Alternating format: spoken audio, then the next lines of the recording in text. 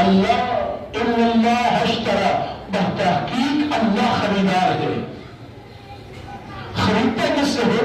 من المؤمنین، مومنوں سے. اللہ مان کو سمجھ، ان کے مال کو بھی، ان کی جان کو بھی. بدلے میں کیا کہتا ہے؟ بأن لهم الجنہ، بدلے میں اللہ جنت دیتا ہے. اب اندازہ کیجیے مومن کا مال اور جان کتنی قیمتی ہے. خدا خریدار ہے. کون خریدار ہے؟ بندے ہیں خدا. اچھا میں آپ سے کہتا دارانی کو جا کر 100 خرید کے لے آئے. آپ جب جائیں گے ان کو سارے بھاگ لے آئیں گے. کٹور کے دیکھیں گے،